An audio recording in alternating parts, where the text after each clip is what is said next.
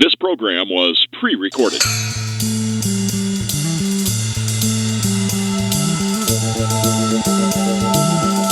You've entered the Fletch Nation with Roy Fletcher, political analyst and socio-political prophet, and Kevin Gallagher, TV and podcast host, and opinionated jackhole.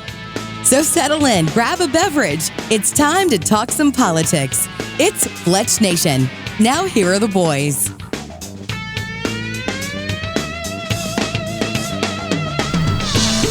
Oh my goodness, Roy. We're on. We're on television. Can you believe it? This is kind of interesting. We had to fight for a long time to get here, Kevin, but we made it. My friends, Mr. Roy Fletcher. That's Kevin Gallagher. Who has worked a long, long time to make this television version of Fletch Nation a reality. Still heard on fine radio stations across Louisiana, but now on fine cable systems via the good folks at Pelican Broadcasting. And as we speak, we are live at the Old School Barbecue. Old School Barbecue. At 10655 Coursey Boulevard in Baton Rouge, the state's capital. Come on by next time you're in Baton Rouge. Kevin? Sir. Since this show's about politics, let's turn to politics. And lead the way, my friend. Yes, sir. Last night we had primaries around the country, and I want to talk about those primaries in light of a general pattern that we're starting to see. I think, and it's an interesting thing. Last night, of course, in the Republican primaries, the real question becomes the national press has framed it this way, as well as Donald Trump controlling the primaries, as he controls the parties, etc. Last night, he lost a couple again in Georgia. Georgia's been a bad state for Trump. Although Herschel Walker is his candidate for the U.S. Senate over there, it's been a difficult state for him. Brian Kemp was a governor who took him on, and although Kemp is very conservative, he was able to beat Trump, and so was this Ratzenberger, or however you say his name, the Secretary of State over there, who actually testified at the January 6th committee yesterday or day before. We'll return to that in a moment. But anyway, so Vernon Jones was an African-American guy who was running in a primary for Congress, got beat. That was Trump's guy. And then another guy who was running in a primary there in Georgia also got beat, a Trump guy. And so the press wants to frame this as Trump had a bad night, but the fact is that in Alabama, he the endorsed candidate for Trump. Interesting candidate, female. I think her name is Britt. She was the head of the Alabama Business Council. Very, very bright woman. She had worked for the former senator from over there, and she won the primary going away against Mo Brooks, who was a Trump guy, but Trump decided not to endorse him because Brooks kind of got sideways with Trump, etc. He unendorsed him, I guess I would say. Trump unendorsed him. Anyway, she won, and it was interesting because Mitch McConnell, Ted Cruz, and Trump all were with her. Rand Paul had gone with Brooks, and he said, so that's a game being played in the Republican primaries. So here's the general thing that I want to say, and an observation that I want to make, is that Trump has been in a lot of races, but in the big races, he's done fairly well. He's done the real competitive races, he's done fairly well. But at the same time, there's a lot of Trump candidates, or a number of them, that have gotten beat. And in the Republican politics, I think that what's going on here is that the Republican electorate is trying to decide whether they want that clear. One thing is very clear: the Trump message wins. The MAGA message wins in Republican primaries because all these people that even defeated Trump candidates sounded like Trump in terms of the message. But the question they're getting to, the electorate is getting to, do we want Donald Trump or do we want Donald Trump's message?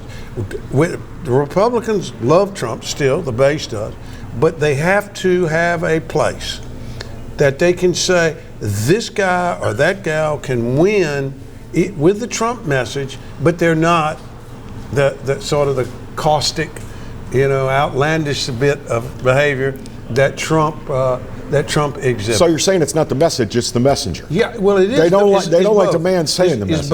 It's both. No, that's not true. They like the Republicans. His positives among Republicans are high, very high.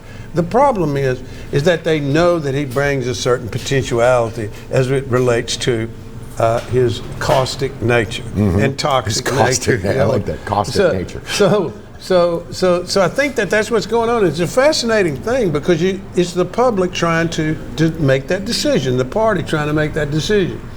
In the meantime, you have a person told me about a year and a half ago they really like Ron DeSantis, or as I call him, Ron DeSavage, because he's tough. And I kept watching him, and he has really grown as a governor and as a potential presidential candidate. And clearly, if Trump does not run, maybe even if he does, DeSantis is going to be in the race. There's another thing going on too, and that is Ted Cruz has taken on Trump candidates. He's endorsed opposite candidates of Trump, and has won a few. Now he's lost some too, by the way. But it's obvious that last night Cruz won too, and so it's obvious that he's playing a game too as it relates to maybe presidential politics for Ted Cruz. But Trump's the fact is that in the big races, what is his name? Oz up in Pennsylvania. Oz up in Pennsylvania. Yep. J.D. Vance in Ohio. The congressman from South Carolina that he beat. There are a number of victories that he's had, but there's also a number of defeats. But I must say that even when he gets defeated in these primaries, when his defeated candidate gets defeated, the other candidates sound just like the Trump candidate. Okay, I mean, he controls the party by the message, but it's not necessarily by his personality anymore. And when we're going to take a break here in a moment, in a couple of seconds, and when we come back, we want to talk about the January 6th committee and how it relates to what the observation that I just made, and then talk about the Democrats. Well, then let's do that. Let's take a quick break, pause for a few messages. We'll be right back with more of Fletch Nation.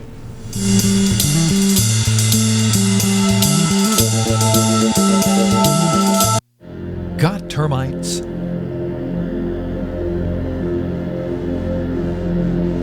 Get Premier Pest. PremierPestServices.com. Hi, I am Dr. Farrell Frugier Jr., and I am a general dentist at Frugier Family Dentistry. I was born and raised in Baton Rouge, Louisiana. I went to Catholic High School, LSU, and LSU School of Dentistry in New Orleans, where I received my DDS degree in 1986. I always have and will continue to be committed to continuing my education, to invest in technology which makes the diagnosis and delivery of dentistry more thorough, more comfortable, and more aesthetically pleasing. In our practice, we are here to serve the patients. We want to improve their quality of life and to develop relationships with our patients.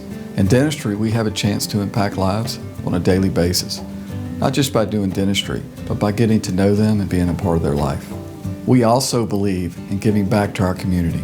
So every year, we give back to the Greater Baton Rouge Food Bank, Toys for Tots, and Mary Bird Perkins Cancer Center.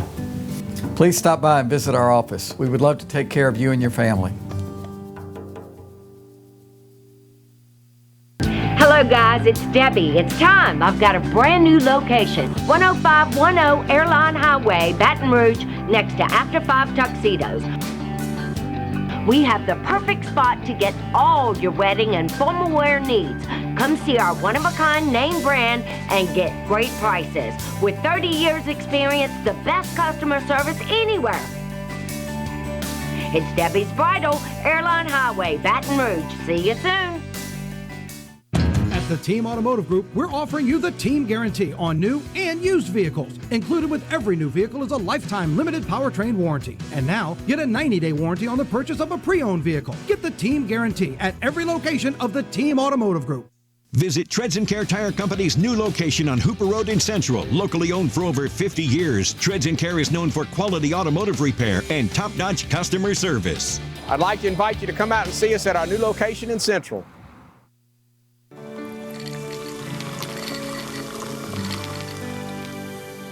No one can stop me when I taste the feeling.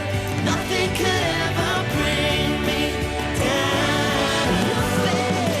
Nothing could ever bring me down.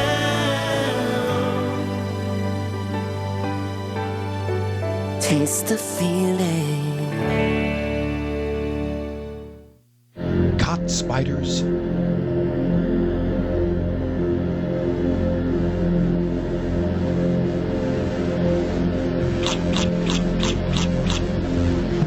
Premier Pest Services.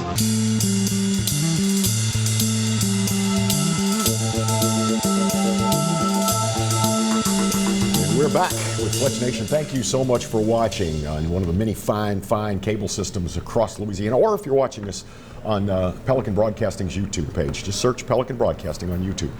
Roy, you said you were going to talk January 6th. Well, yeah, and it relates to those primaries there, Kevin, and the general idea that I gave you a moment ago. Now, that's not saying that Trump is being rejected by I'm not saying that. What I'm saying, though, is there's a decision-making process going on among Republican electorate and Republican primary voters. Do we want him, or do we want what he says and what he does, but we want another candidate? That's sort of what I think that's what's going on. Now, one of the reasons for that, and I think that it's Liz Cheney, a Republican by name, and whoever, the whole group of that they had a January 6th committee about the Capitol riot. If you call it that, certainly that's what I call it. But anyway, they had a whole theory about how to go about this, investigating Trump, as they said. And they're not really investigating what happened there, they're investigating Trump. Okay, let's make that very clear. It would seem that way from the case that it seems is being built in these hearings. Yeah. The fact is, what they've done is they've taken the position, or they've taken the strategy, that what we will do is not to make this partisan, we will allow Republicans to indict Trump. And that's what has happened. The witnesses have all been Republican. They have all been insiders to a great extent in the Trump administration. They've all had an interaction during that period of time, and even the 3 years prior. And they've all basically had the same story to the committee. They all basically have had the same story, and they all have tried to paint a picture of a guy who a bit, how would I say, intense. Yep. A little bit caustic, a little bit, whatever. He was serious. He was under pressure. And, or as Queen would say, dun dun dun dun dun. Anyway, so they have projected this image in a nonpartisan way, it's Republicans, about Trump. And it has caused, I think, people, general public, the ones who are even watching, but I think it permeates to some extent into other people too, that the question is, do I want him as president now? Do I want that kind of behavior as president? Or can we have what he wants to do without that kind of behavior? And that's what I think that's the argument that's going on in people's heads right now. And it's certainly the argument that the January 6th committee is trying to do. Because what they're trying to do is they're not going to indict Trump in Washington, D.C. If he gets indicted, it'll be in Atlanta. Okay, now that's just a fact, and so, but what that committee is trying to do is not so much about indicting him about the particulars, but is to destroy him with the particulars and politically, destroy him politically with the particulars and the people who are witnesses. That's what's going on with the January 6th committee. Is this not also a healthy dose of this? Is the midterms are coming up? Well, clearly, if you can sway people away from that voting R in those midterms, then they did their job. I don't think that they think that they have a possibility of that, and we'll talk about that why here in a minute. But I think I think her whole focus, and I think she set this strategy. I think that would be Speaker Pelosi. No, I'm talking about Liz Cheney. Oh, Liz Cheney. Yeah. I think that her whole focus. She kind of took over this thing. Her whole focus is she's to destroy Donald Trump politically, okay? To make it not palatable to want him to be president of the United States. And consequently, if I can do that because of his behavior, if I can do that, then what I have done is what needs to be done for, quote, the democracy, okay? Which we're not a democracy, we're a republic, and we're a democratic republic. But the point is that I think that that's where they're headed. I think that that's what they've tried to do, and you can see it now. That's my point here is you can sort of see that playing out in these primaries, in voters' heads. You may not hear it, you may not see it that way, but the point of it is that the results sort of tend that way. Well, do we want him or do we not? We love what he says. Everybody agrees with it, but do we want him? That's sort of the fight and the internal struggle going on with Republican voters. So if you don't want him, you reject the guy he's endorsing?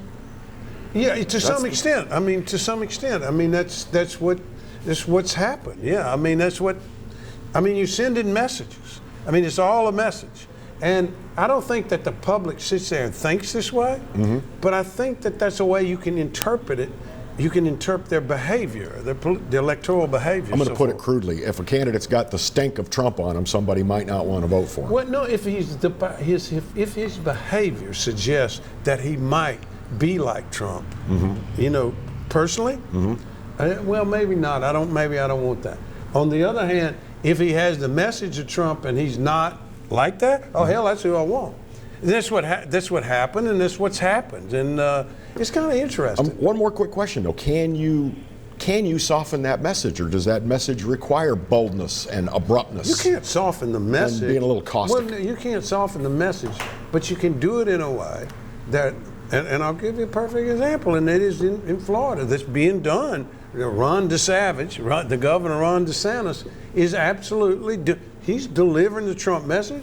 He's producing Trump-like results in state government, and he's pretty bold, but he does not do it in a way that is that caustic kind of toughness that Trump possesses. And well, he's tough. DeSantis is tough, but he's also a little bit he's very tough. erudite. Yeah, but he's a Harvard lawyer, and he knows how to bob and weave with all of this. All right, Roy, I want to hit you with a question, but we're going to take a break here in a couple seconds. And the question when we come back is Trump's age. Let's talk about that. Let's talk about it.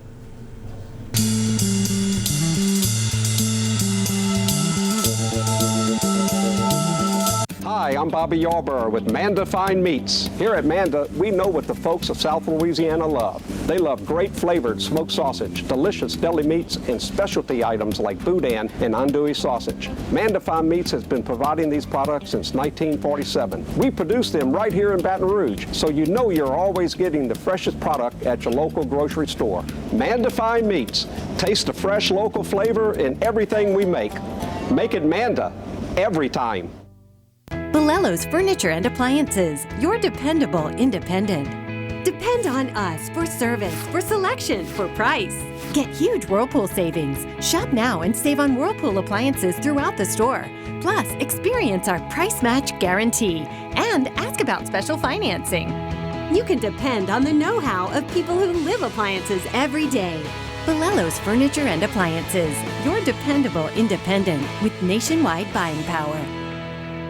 I owed the IRS $10,000. The IRS garnished my wages. They put a lien on my house. I'm self-employed and didn't report all my income. They claim I owe a lot more than I do. The IRS is the most powerful collection agency in the world. They do not give up until you pay.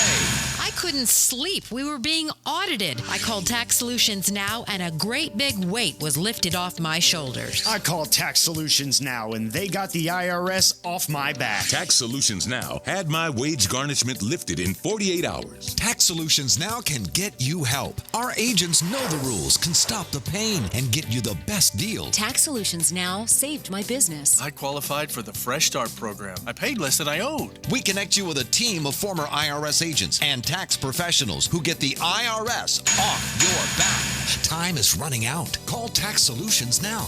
Call 800-778-4345. 800-778-4345. The Mazda CX-50. Confident on and off-road performance and intelligently designed utility inside and out.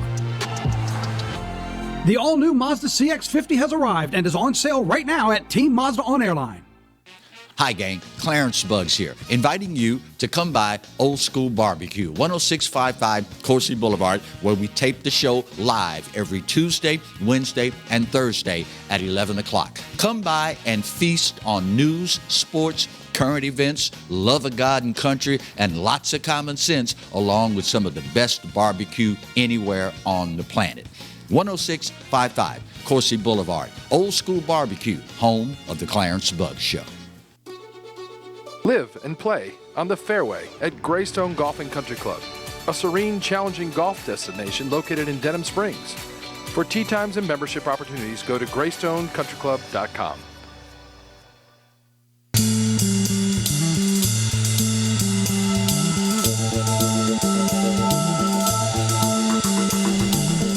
Fletch Nation returns. He's Roy Fletcher. I'm Kevin Gallagher, your co-host, and glad to have you with us. We've been talking about Donald Trump, the January 6 hearings in Washington, D.C., the 2024 election, how the midterms are going, or the primaries are going right now for some of the midterm elections, and how Trump candidates have been faring, Trump-endorsed candidates. Some well, Roy, some not so well. Yeah, I mean, it's sort of, it's a mixed bag. I wanted to ask you about his age. Trump will be 78 years old in the next election cycle. Yeah. We already have a 78-year-old president now. Who will be 82 when he runs. Yeah, we're talking cognitive dissonance, though, with the president we have. Is Trump going to be, for lack of a better phrase, too old to run by 2024? I think you can see the difference between the two men. Trump could give a speech for an hour and a half and keep going and run off the stage and talk to everybody. It's not the same. Okay, but they're not the same. But the point of it is the age thing matters, I think, particularly after Biden has demonstrated what age can mean for governing. I'm trying to be polite. Okay. I think you're doing a good job. Everybody is by now seeing the viral video of him on the bike. I mean, the bike was at full stop, and all he had to do was put his legs down, and instead he put his whole body to the pavement. I've failed so many times in my life. I'm glad he wasn't seriously hurt. Man, but look, I mean, clearly all that kind of adds to that image, and the truth is, if Donald Trump is not the candidate for the Republican Party, Joe Biden will not be the candidate for the Democratic Party. Mm-hmm. Because here's the deal. This is bottom line. Trump can beat Biden, and Biden can beat Trump. And that's all they can be. That's all they can be. And I hate to say it that way, but maybe Hillary, but she don't count anymore. The point of it is that that's where we are. And I always compare it to this. Well, here we got Edwards and Duke. Because Edwards can beat Duke, but he can't beat anybody else. And Duke might beat Edwards because he can't beat anybody else. And that was kind of what happened, although Duke didn't have a chance, ultimately. So, and thank God. So Kevin, let's go back to one thing I'll make a point. And that is, I'm not saying that Trump is out. I'm saying that there's a debate going on. And that debate will be reflective through the next year. The message of Trump, however, the MAGA message, is dominant in the party. When we look at what the issues that are driving the electorate right now are, the fundamental issue in this whole thing is the economy. It's the economy, stupid. My old friend James Carville said it best a long time ago. And when it's like this, it is damn sure the economy. And the inflation, everything. And now there's serious discussion of recession. Whether it's deep or whether it's shallow, there is serious discussion. The first quarter this year, we had a negative GDP. The second quarter has been, the Atlanta office of the Federal Reserve has, I think, revised it down to 0% growth. So, if it goes to 0.09, whatever, negative, we're in an official recession, 2 quarters in negative growth. Okay, I think we're there anyway. But we have the recession, and then we have the price of gas. That's the inflation plus. the inflation that we're dealing with is energy, but we may be dealing, it's caused by energy, but we may be dealing with food scarcities. If you look at farmers, what they saying out of the Midwest and so on, you're not going to have the kind of food you're used to on your table. It's not going to be there. I mean, we may be dealing with a food scarcity here, which drives the price of food off and the price of food's going up anyway. I saw a listing the other day of the amount of food-related farms, processing plants, ranches, that have been victims of one kind of disaster or another in 2022 alone. That's right. There have been dozens and dozens and dozens. I looked at a picture last night of an Idaho sheep farm, and about 500 or 600 of them are dead. Now, here's what's happening with the economy, and I'm going to refer to some notes here. The real disposable income per capita, per person in this country has dropped the most it's ever dropped since 1932. Excuse me, did I hear a date called 32? Wow. Yeah. So, and here's one. Now, when you say disposable income, real. Bills are paid. You've been paid. Bills are paid. Now, what do you got left to spend on your life? Real disposable income, meaning, while the salaries are wages are going up, inflation is going up so much faster, it's stealing what people had. Let's just take it. Under Trump, there was a $6,000 increase in middle class incomes. Under Biden, there's a $6,800 decrease in real income. That's what we're dealing with here. And so as we head into a potential recession, you see what the problem is. That also deals with production of oil and energy and the price of energy. And when we come back in the last segment, that will be my segment that I want to talk about is oil production, because we'll lead into a final segment of the show with a coastal and land and environmental lawyer in Louisiana, John Carmouche, who's one of the experts in it, with an interview that I had with him a couple of weeks ago, and talk about him and about what he does. And but I want to get into this economy pretty seriously. Okay, then we'll do that when we return. Take a quick break and be back with more Fletch Nation.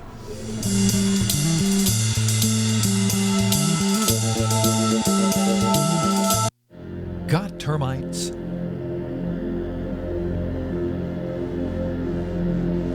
Get Premier Pest.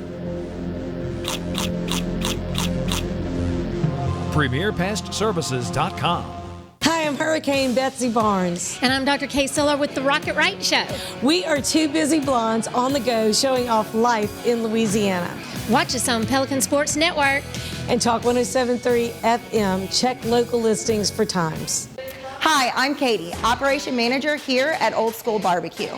We're excited about all of the changes here at Old School, and we'd like to invite everyone to come out and enjoy some delicious barbecue at Old School prices. We feature brisket, chicken, ribs, sausage, and the Boss Hog pulled pork sandwich voted best deal in town. We also have live music Friday and Saturday from 7 to 10 p.m. 10655 Coursey Boulevard. We can't wait to see you. Hello guys, it's Debbie. It's time. I've got a brand new location. 10510 Airline Highway, Baton Rouge, next to After 5 Tuxedos.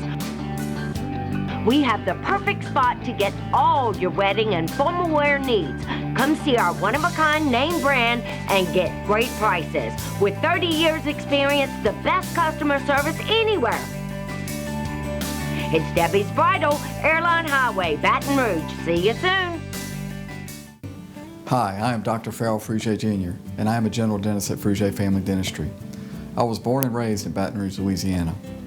I went to Gallagher High School, LSU, and LSU School of Dentistry in New Orleans, where I received my DDS degree in 1986. I always have and will continue to be committed to continuing my education, to invest in technology which makes the diagnosis and delivery of dentistry more thorough, more comfortable, and more aesthetically pleasing. In our practice, we are here to serve the patients. We want to improve their quality of life and to develop relationships with our patients. In dentistry, we have a chance to impact lives on a daily basis, not just by doing dentistry, but by getting to know them and being a part of their life. We also believe in giving back to our community. So every year, we give back to the Greater Baton Rouge Food Bank, Toys for Tots, and Mary Bird Perkins Cancer Center. Please stop by and visit our office. We would love to take care of you and your family. At the Team Automotive Group, we're offering you the Team Guarantee on new and used vehicles. Included with every new vehicle is a lifetime limited powertrain warranty. And now, get a 90-day warranty on the purchase of a pre-owned vehicle. Get the Team Guarantee at every location of the Team Automotive Group. Caught spiders?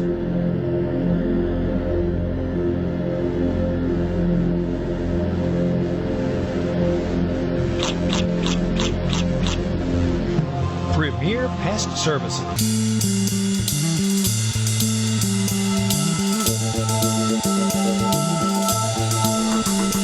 We're back with Fletch Nation. Roy Fletcher. Kevin. Yes. Gallagher. Sir.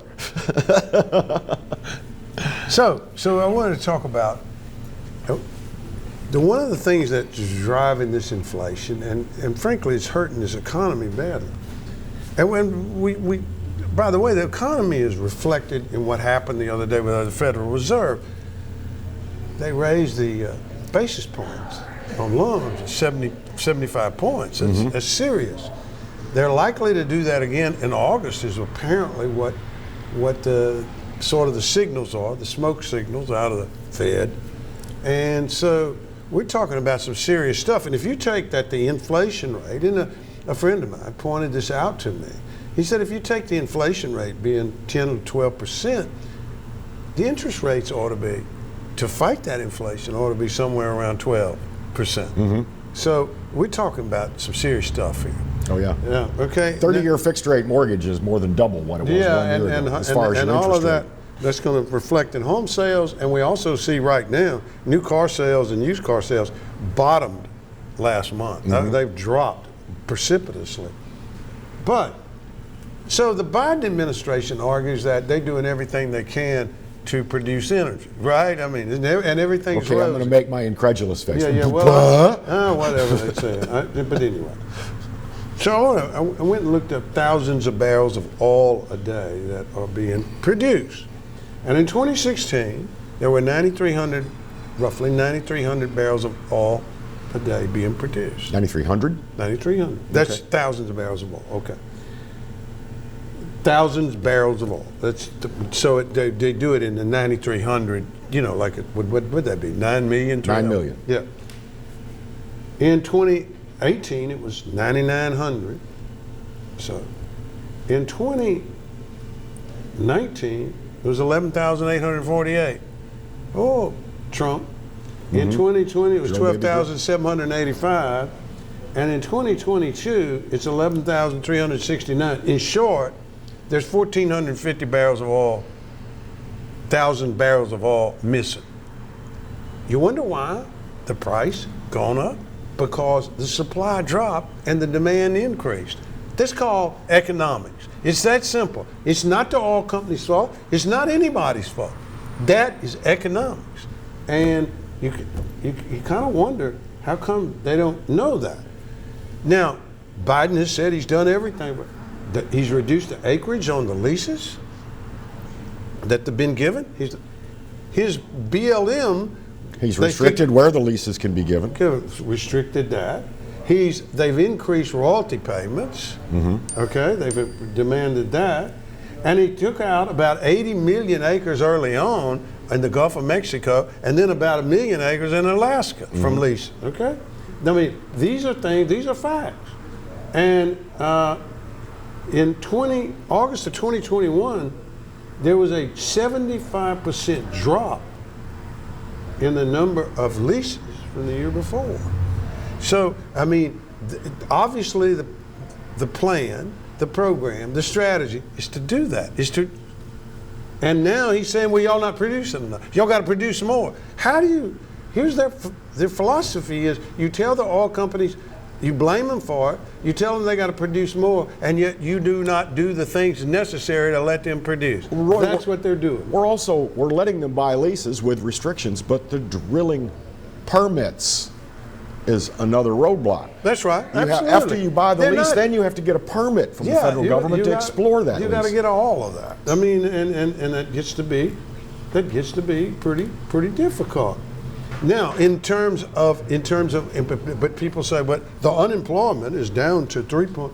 Okay, the labor participation rate is the lowest in this country's history. What does that mean? That means people that are actively engaged in the workforce.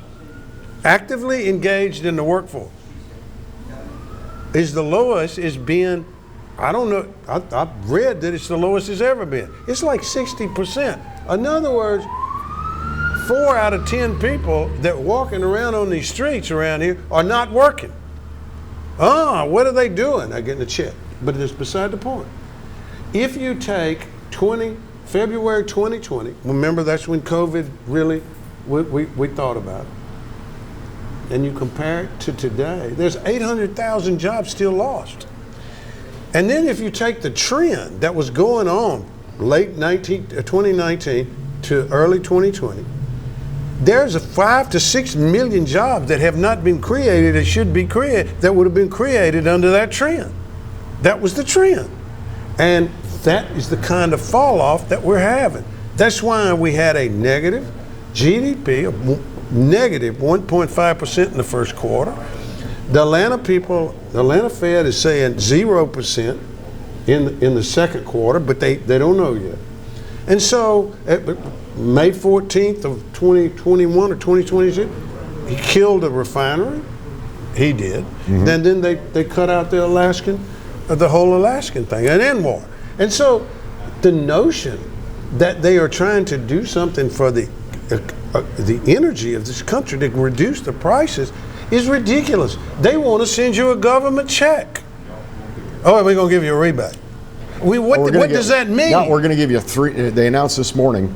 They're not going to have the tax. A 3-month vacation from the federal fuels tax, which is 18 cents a gallon. Well, great. Great, 18 cents. Okay, that's wonderful, and that's a lot of money for people. That's going to do anybody no good. What it's going to do, though, is create another shortage, because what does that federal fuels tax go to? Federal infrastructure. Of course. I mean, that's the game that they play, but that's not reducing the price of energy. That's only reducing the taxation on the price of energy. Roy, reduce the price of energy. That's the whole point. And my question is this: I understand environmentalism and those are noble thoughts and gestures, but oil and natural gas are the lifeblood of the world economy, and I don't see anything else replacing that. Why can't you have all of the above? I agree. I mean, we knew DNR secretary. We had him on our show many times when we were on the radio. Mm-hmm. Scotty Angel. Yeah. And his whole thing was, you go soup to nuts. You go all of the above, oil and gas and all of the above. And that's the way that it should have been approached. But what they want to do, and Biden, and I want to get it out. I got it on my phone. I just want to talk about it. He said that the purpose, my thing won't come up. The purpose, I don't have service here. The purpose of those prices going up was to move people to electric vehicles, green and all of that business. Well, you know what? And the pain is worth it, he says. It's not worth it because we don't have to do that. I got a theory that if you did everything was going the way it is, and you take every argument that the climate, global warming people argue, well, this thing's going to go burn up anyway. So let's drop the price of gas and natural gas and oil and all of that and go ahead and have a good time on the way out. This is the way I feel about it. I'm sorry. But I don't know that I disagree. But there are, it's kind of crazy, but I know. But I say enjoy it while it their lasts. argument, they say it's basically over. Well, if it's over, it's over. Let's have fun. Exactly.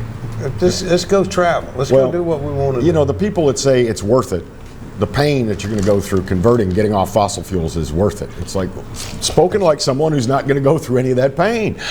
Well, yeah, that's true too. These people are insulated from that. And they don't, I mean, and the notion of what you have to do to build one battery for that is ridiculous. I mean, 500 tons of earth or some crap like that. I have a friend who owns an electric car, and he was saying, well, at least it's green, it doesn't pollute. It's like, let's talk about that battery. Let's talk about that Let's talk about what was done to make that battery. Let's talk about what's going to become of that battery when it goes What dead. happened to the earth? Now, in the last segment of the show, it's interesting because I led into this last segment with this discussion of oil and gas. Because in Louisiana, we have a special problem with our coast. There has been neglect. There was neglect by big oil. There was stuff that happened to our coast. And there are lawyers and stuff that are fighting to try to recoup that coast. And given the nature of global, the rise in sea levels, which I hadn't seen, but that's okay. Given all of that, they say this is existential. But John Carmouche is a land and coastal lawyer. And John, I did an interview with him recently. And let's go to that interview on this, and then we'll be back. Okay, we'll be back in a moment.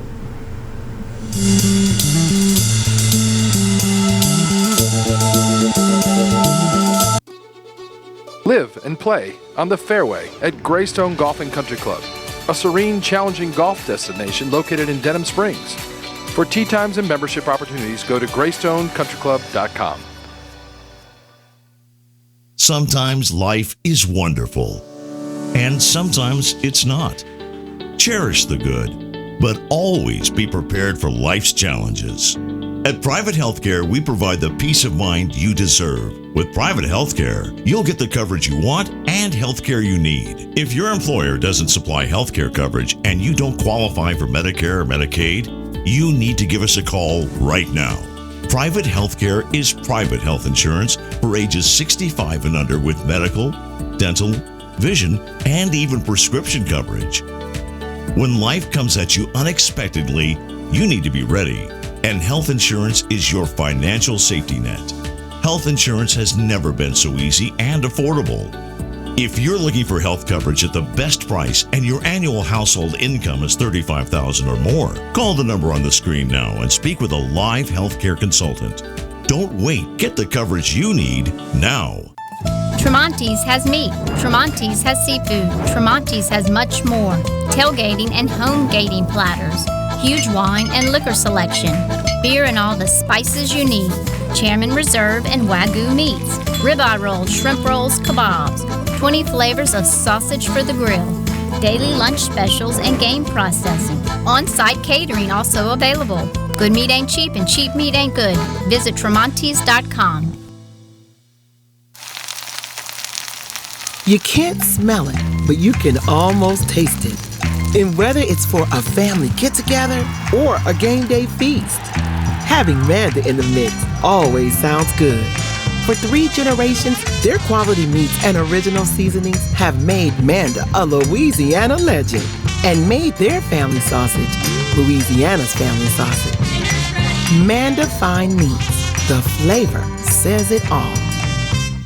Treads & Care Tire Company announces its new location on Hooper Road in Central. Locally owned for 50 years, Treads & Care is known for quality automotive repair with top-notch customer service. Treads & Care offers the convenience of shuttle service and pickup and delivery of your vehicle. You can also enjoy the comfortable customer area, complete with workstations, high-speed internet, and a complimentary coffee bar. I'd like to invite you to come out and see us at our new location in Central. Treads & Care, the tires you need and the service you want.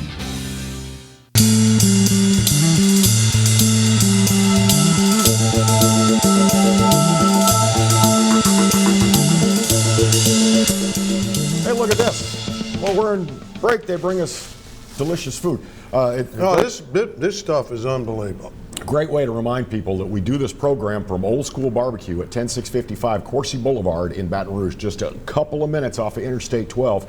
When you're in Baton Rouge, you need to find this place and enjoy yourself some great barbecue. This, my friends, is probably the best pulled pork sandwich available in the city of Baton Rouge. Let me ask you a question. Don't they? You can call and take it out too, can't you? Oh yeah, absolutely. I've done takeout here before. Come over here and just get a whole buffet of food. Big portions, delicious Fabulous food, old school barbecue. And good prices too. And Really we, good prices. as always, we appreciate their hospitality. Beat the inflation over here, old school barbecue. No. We have a videotape piece with Mr. Carmouche. Yes. That will enable me to bite that sandwich. Yes, that's good. Mom told me don't eat on camera.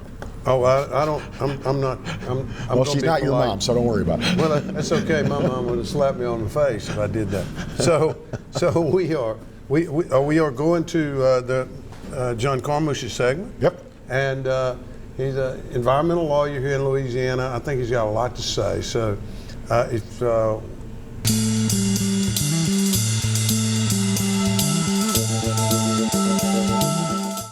for those of you on the radio that listen to us on the radio and those now seeing us on TV, we're going to start a new little series today with John Carmouche, an old friend of mine who I've done work for, who's an environmental lawyer, attorney here in the state of Louisiana, and in particular as it relates to our coast, our land, and our water, and the cleanup of our coast, land, and water. John, we appreciate you being here. Thank you, Roy. Thank you for having me. You have made a name for yourself in environmental law and litigation and so on and so forth.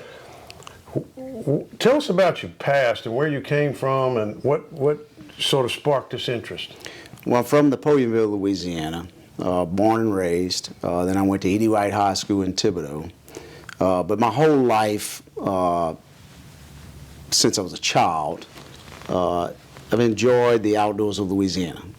And it kind of brings back old memories and brings back thinking about my papa and my uncles and who would gather every Sunday for a dove hunt and a quail hunt. And there's everything you can do in Louisiana. That's why it's so precious and we have to protect it. You have dove hunting, quail hunting, rabbit hunting, squirrel hunting, deer hunting, hog hunting.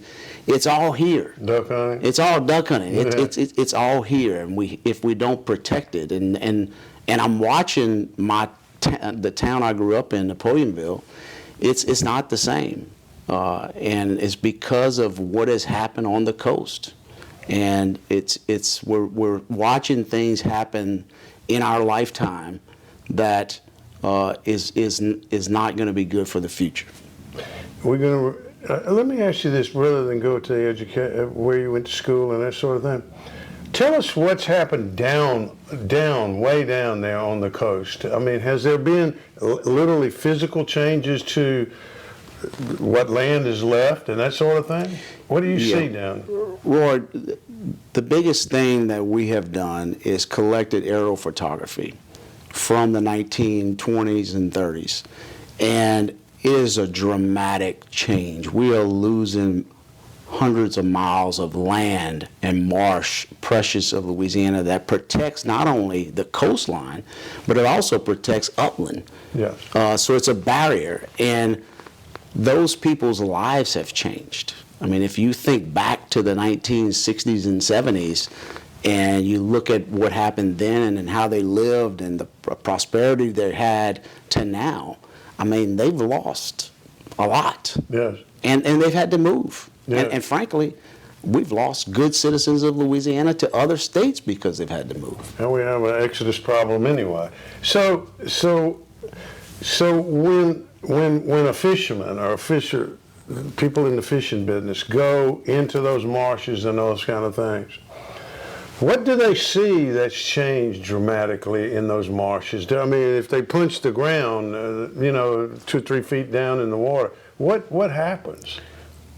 Well, if they punch the ground where they had an old pit, because now you can't see the pit, so what happened was the oil companies dumped their waste into the marsh rather than injecting it down where you couldn't see it below the land.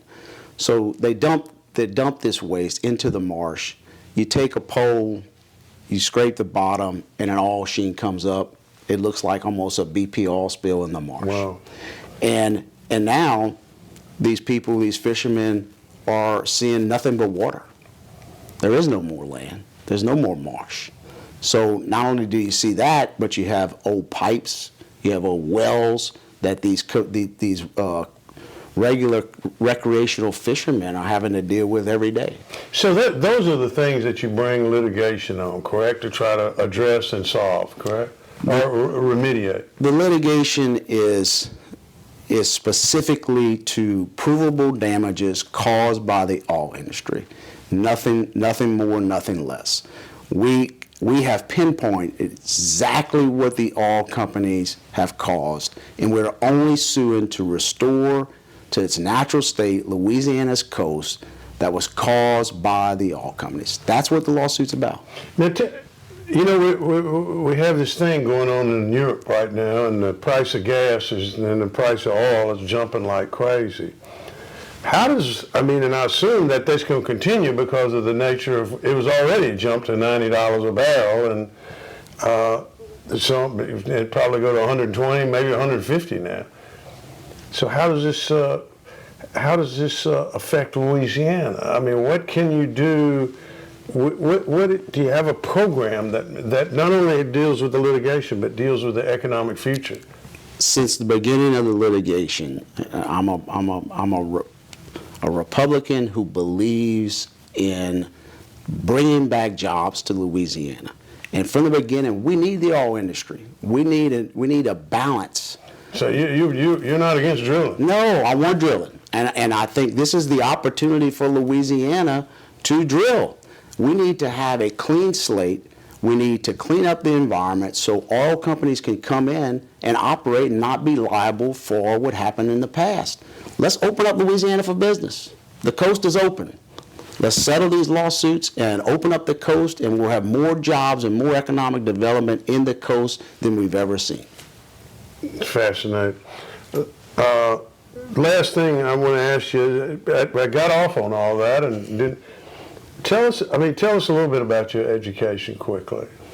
I went to Catholic school in Prankerville, Louisiana, St. Elizabeth till 8th grade. Then I went to E.D. White Catholic School, and then LSU undergrad, graduated in business, and then I went to Loyola Law School in New Orleans. Oh, you do more than just law business, though, right? I mean, you're in other businesses and enterprises, correct? I do real estate business. I have a bunch of friends that I have teamed up with to do some type of economic development in different areas of the state, where we try to go in and develop to create jobs in other parts of the state. Okay.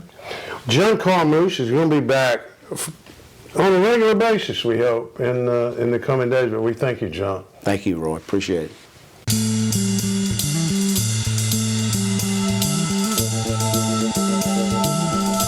That was fascinating stuff.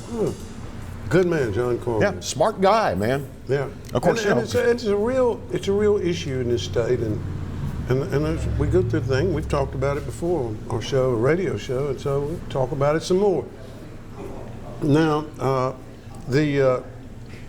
I think that I was trying to find for us, for everybody, in between bites of delicious barbecue. Yes, but I'm afraid it just does not. My thing just does not work here, and that is, I was trying to find the quote exactly. There was Biden at the beach, and they were asking him about the price of energy. And he got upset. His daughter had to kind of pull him away, but he got into the whole notion of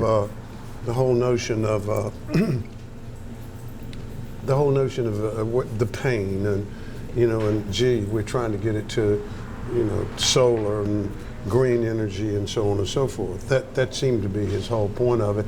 And so you got to accept the pain that we're dealing with. Mm-hmm. Well, that's all well and good, except you're destroying the middle class of this country by the pain that you're executing.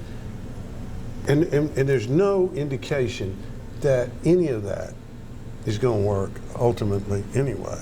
Not in terms of global, if there's such a thing as global warming. I think the global warming people have convinced me, if there is, that we're well past D-Day. Right. Now, in my lifetime, we saw, since 1968, maybe 66, Paul Ehrlich's book, we have been told that we were all going to die from famine because there were too many people. Right. Okay. The population explosion is what they call it. Mm-hmm. We were told that there was going to be a terrible frostbitten world. Second ice age. Yeah. Then that was the late 70s. They started talking that trash. Then we were told that the whole world was running out of oil and gas. That's what we were told. The energy crisis. We've been told that twice. And we have been told that twice. Now we told that. Well, we were told that the world was going to end back in the 80s with global warming. I mean, they was going to burn up. Of course, the Bible says that. But the point of it is, Al Gore said his movie said we should have been dead by now. Yeah, we all should be dead by now. And then New York was going to become underwater, and everything was going to end. And I'm kind of not going to get real upset about this global warming thing. That it's been 100 degrees in Baton Rouge or 105 in Oklahoma or something like, and we have this big cap over us, and this is all part of climate change and so on and so on. Now, the one thing I will say is that the storms that come off the Gulf, at least off the Gulf, because that's what I'm familiar with, they seem to be more intense and stronger in the last few years than they have been in the past. Okay, can I tell you a quick sidebar? Yeah, please. Did an interview not long ago with a climatologist. And he said what we've actually been seeing in the last generation and a half, tell me I'm wrong, is a calm period for Atlantic hurricanes. Atlanta. It's been a very calm period of years for Atlantic hurricanes, and we're going to be coming out of that period into another active period, very active period. And he says that's climatological. It comes and goes in waves. It's cyclical. Cyclic. Thank you. Okay. And what about the Gulf? What about the Gulf? I mean, did he have anything to say? Because I'm not real interested in Atlanta. I'm interested in the Gulf. Well, he said that we should expect 1 to 3 severe storms to hit the Gulf of Mexico just about every year. Yeah. Okay. Well, in other words, we live in South Louisiana, right? Exactly. It's a risk we take for good food. Go get your generator. Boy, this is good food, Kevin. It is. Old school. I'm telling you, I mean it when I say it. That pulled pork sandwich may be the very best one can buy in Baton Rouge. No, I'm going to tell you, those beans. Bourbon baked beans, my friends. Oh, my God. Oh, my goodness. It's great for a diabetic like me. I'm telling you right now, this is really great. I'm going to give you some real quick instructions, okay? I-12, exit Airline Highway, go south on Airline to Coursey Boulevard, turn on to Coursey, and go about a quarter mile. When you see Home Depot, it'll be on the other side of the street, just a little bit down from Home Depot, Old School Barbecue. Come and see us. Good stuff.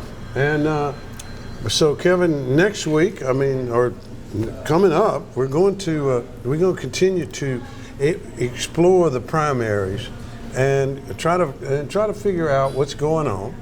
And we're going to talk about Democrats next week, because I like talking about Democrats too, and what's happening in their primaries and the demise of the AOC squad wing, or maybe feather, of the Democratic Party. But where are we headed with that? Good questions, and we will pose those questions in the weeks ahead. Thank you so much for watching or listening, as the case may be. Our first show. Until next week, take care.